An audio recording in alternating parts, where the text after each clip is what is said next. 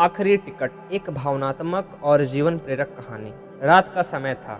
Delhi railway station पर भीड़ का सैलाब उमड़ा हुआ था। हर कोई अपनी मंजिल की ओर भाग रहा था। उन सबके बीच एक बूढ़ा व्यक्ति खड़ा था, रामेश्वर प्रसाद। सफेद कुर्ता, झुर्रियों भरा चेहरा और आंखों में कुछ खोया सा दर्द।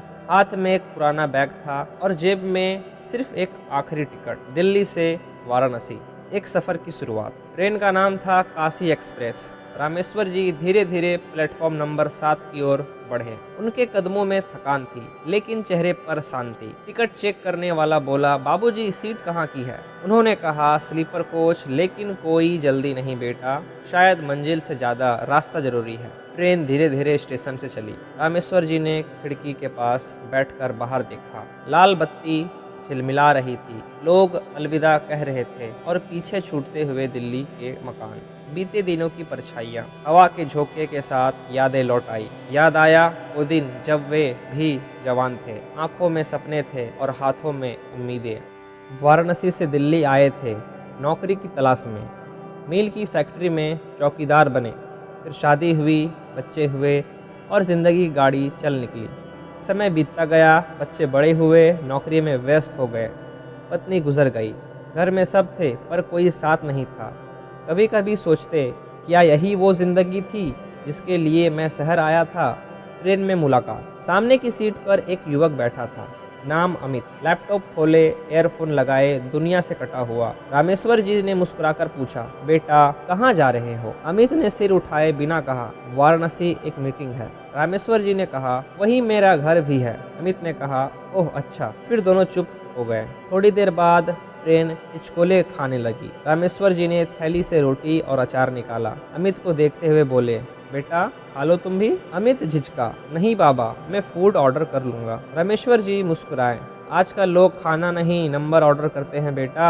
अमित उनकी सादगी पर मुस्कुरा दिए। रात का ठहराव। रात गहराने लगी। ट्रेन किसी छोटे स्टेशन पर रुकी। बारिश की बूंदें खिड़की से अंदर गिरने लगी। रामेश्वर जी ने आसमान की ओर देखा। देखो बेटा, बारिश भी कितनी समझदार है, कब आना है उसे पता होता है। अमित बोला, आप अकेले जा रहे हैं? उन्होंने कहा, हाँ, अब साथ देने वाला कोई नहीं बचा, बस घर लौटना है। घर? हाँ बेटा, वही घर जहाँ मेरी पत्नी की तस्वीर है और कुछ पुरानी यादें। अब वही रहूंगा। अमित की आंखें नरम हो गई। उसे याद आया कि उसने अपने गांव गए हुए 5 साल हो गए। माँ का फोन आता तो कह देता, टाइम नहीं है माँ। पर आज इस बूढ़े व्यक्ति को देखकर उसे अपने भीतर कुछ टूटता सा महसूस हुआ। सुबह की किरण, सुबह का उजाला फैलने लगा। रामेश्वर जी ने खिड़की से बाहर झांका। खेत, पेड़, नदी सब दिखने लगे। उन्होंने कहा, देखो बेटा, ये जमीन ही तो असली घर है। शहर में लोग इमारतों में रहते हैं, यहाँ मिट्टी में। अमित चुपचाप सुनता रहा। थोड़ी देर बाद ट्रेन वाराणसी पहुंची। रामेश्वर जी ने कहा,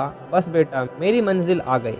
वे उतरे और भीड़ में खो गए। अमित भी उतरा, पर कुछ कदम चलकर रुक गया। उसने अचानक याद आया वो टिकट जो रामेश्वर जी ने उसे रात में दिखाई थी। वो सीनियर सिटीजन कंसलेशन वाला टिकट था, जिस पर लिखा था, एक तरफा यात्रा। अमित के मन में हलचल मच गई। क्या वो सच में आखिरी बार घर लौट रहे थे? वह तुरंत स्टेशन के बाहर दौड़ा, पर रामेश्वर जी कहीं नहीं दिखे। अंतिम मंजिल। 3 दिन बाद वाराणसी के अखबार में एक छोटी सी खबर छपी। एक वृद्ध व्यक्ति की लाश उनके पुराने मकान में मिली। पास में एक चित्र था जिसमें ट्रेन, आसमान और लिखा था, आखिरी टिकट घर की ओर। अमित ने जब वो खबर देखी तो उसकी आंखों से आंसू बह निकले। वह उसी शाम अपने गांव निकल पड़ा। पहली बार उसने माँ को फोन किया, माँ मैं घर आ रहा हूँ, बिना किसी टिकट के। कहानी की सीख, जिंदगी की सबसे कीमती यात्रा वही होती है जहाँ लौटकर हम अपनेपन को पाते हैं। शहर हमें नाम देता है, पर गांव हमें पहचान देता है। और जब आखिरी टिकट कटती है, तब समझ आता है कि घर वही है जहाँ दिल सुकून पाए।